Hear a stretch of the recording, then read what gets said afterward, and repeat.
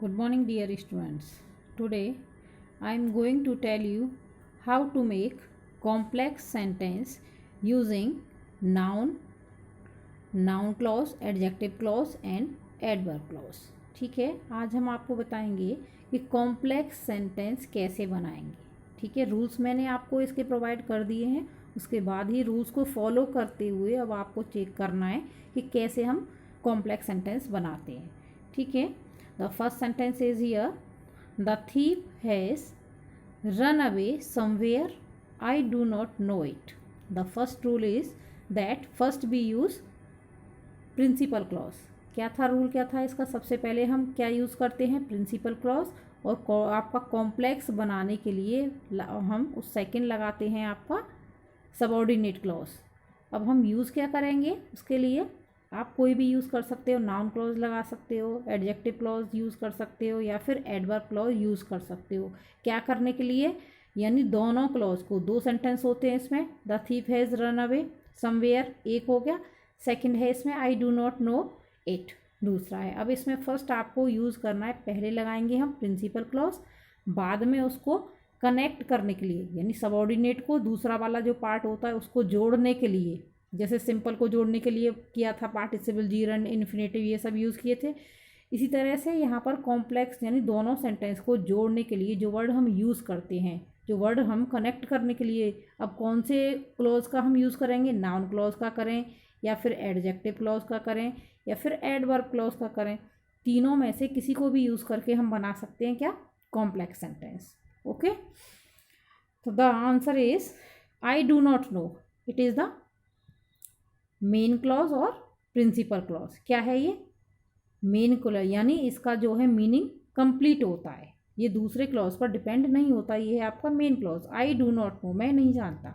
Connecting word जोड़ने के लिए दैट मीन्स हियर के, इसका मीनिंग हो गया के. The thief has run away, मैं नहीं जानता कि थीप भाग चुका है. यहाँ दैट आपका यूज़ हुआ, दैट हुआ है आपका नाउन क्लॉज से लिया है हमने दैट. रूल्स में आपको ये दिए थे वर्ड, कौन से क्लॉज में कौन से वर्ड यूज़ होते हैं और इसका कहाँ पर यूज़ करते हैं. रूल्स में आप देखोगे, आपको जो मैंने प्रोवाइड किए हैं उसमें देखना है आपको कि कौन सा वर्ड कहाँ पर किस क्लॉज में यूज़ हो रहा है. ये लर्न करना है आपको, तभी आप ये सॉल्व कर पाओगे. Next sentence, sentence number 2. Will he go to Delhi on Monday? I asked him. अब इसको भी हमें कॉम्प्लेक्स बनाना है, यानी दोनों सेंटेंस को कनेक्ट करना है using any clause, noun clause, adjective और adverb clause.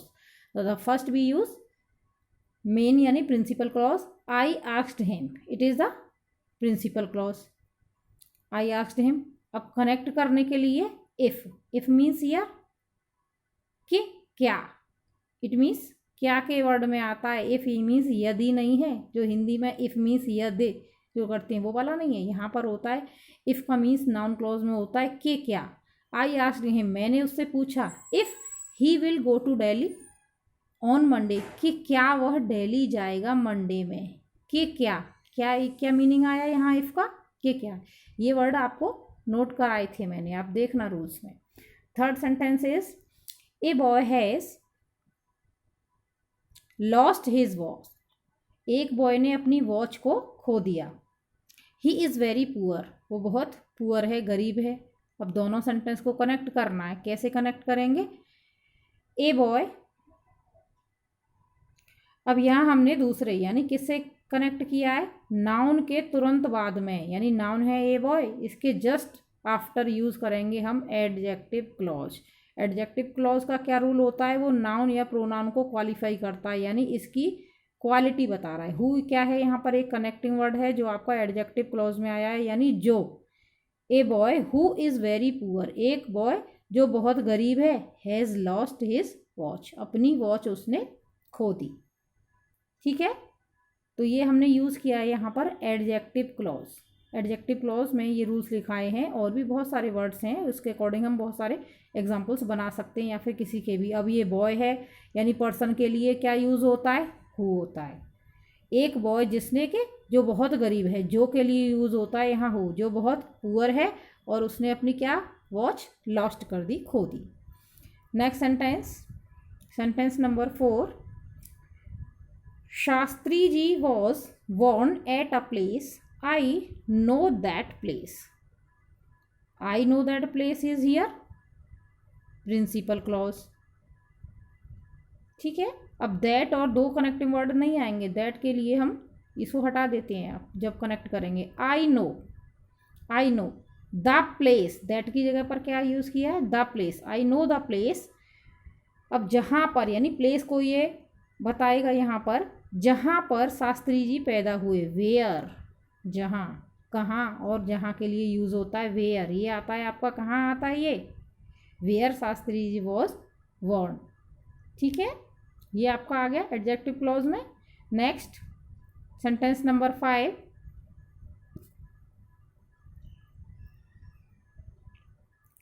He did not work hard, उसने हार्ड वर्क नहीं किया। He failed in the examination, उसने हार्ड वर्क नहीं किया इसलिए वो एग्ज़ाम में फेल्ड हो गया। या फिर हम इसका मेन क्लॉज बना देंगे ही फेल्ड को, ही फेल्ड इन द एग्जामिनेशन, वह एग्ज़ाम में फेल हो गया। इट मीन्स ये सेंटेंस पूरा है, कंप्लीट है, यानी मेन यहाँ पर हमारा प्रिंसिपल क्लॉज क्या है, ये है आपका, he failed in the examination. Connect करने के लिए बिकॉज लगाया, क्योंकि he did not work hard, क्योंकि उसने हार्ड वर्क नहीं किया। किस लिए फेल हो गया, क्योंकि उसने हार्ड वर्क, ये बिकॉज आया आपका एडवर्ब क्लॉज में। ये वर्ड्स आपको लर्न करने पड़ेंगे, कौन से वर्ड्स कौन से क्लॉज में यूज़ होते हैं, ये सारे वर्ड्स मैंने आपको रूल्स में दिए थे, इसलिए पहले आपको रूल्स प्रोवाइड किए हैं, उसके बाद मैं ये आपको एक्सप्लेन करके बता रही हूँ। Next sentence is sentence number 6, he does not work hard, वह हार्ड वर्क नहीं करता है। डज नॉट यहाँ प्रेजेंट इंडेफिनिट, वह हार्ड वर्क नहीं करता है। ही विल पास, वह पास हो जाएगा।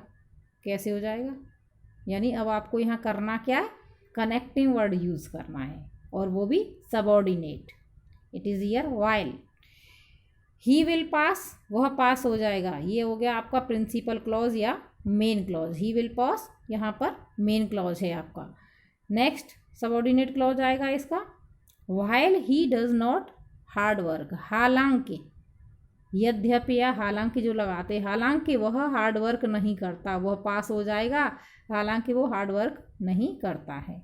तो यहाँ पर जोड़ने के लिए जो सूटेबल वर्ड हो, ऐसा नहीं है हमने ये लगा दिया, कैसे लगा दिया, जो आप अगर हिंदी में इसको चेंज करके देखोगे वर्ड सेंटेंस को, तो उसके जो मीनिंग में जो सूटेबल वर्ड लगता है, जो सही वहाँ पर लग रहा है, ऐड हो रहा है जोड़ने के लिए, जो आपको लग रहा है कि ये ज़्यादा सूटेबल है, तो उसी को वहाँ पर आप ऐड करके सेंटेंस को जोड़ सकते हैं। मीन्स यहाँ पर जोड़ना है, तीनों क्लॉज में से किसी भी वर्ड को यूज़ करके आप सेंटेंस कनेक्ट कर सकते हो, ये सिंथेसिस में आएगा और कॉम्प्लेक्स आपका बन जाएगा। तीनों क्लॉज से बनाओगे तो आपका कॉम्प्लेक्स में सेंटेंस कन्वर्ट हो जाएगा। Sentence number 7, he is week in English, वो इंग्लिश में वीक है, कमज़ोर है। He will engage a private tutor, उसने क्या किया है, एक प्राइवेट ट्यूटर को लगाया है पढ़ाने के लिए, एंगेज किया है यानी खरीद लिया है एक तरह से, उस पर ट्यूशन लगाया है। तो he is week in English, वो इंग्लिश में वीक है, इसलिए उसने ट्यूटर को लगाया। अब इसलिए की तो सबको पता है, सो लगा देंगे, लेकिन एडवर्ब क्लॉज में सिंगल सो नहीं आता है, सो दैट का मतलब होता है इसलिए। ठीक है, ही इज़ वीक, तो इसमें आपको कन्वर्ट करोगे कौन में, ही इज़ सो वीक, वो इतना ज़्यादा वीक है इन इंग्लिश कि he will engage a private tutor.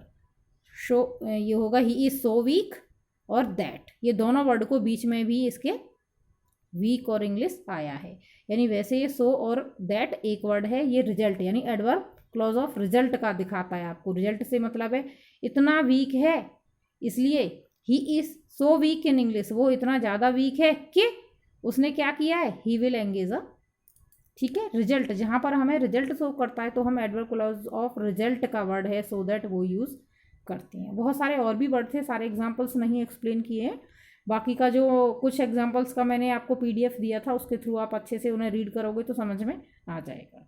ठीक है, ठीक है, आगे का वर्क है जो नेक्स्ट PDF में आपको प्रोवाइड करेंगे। ओके।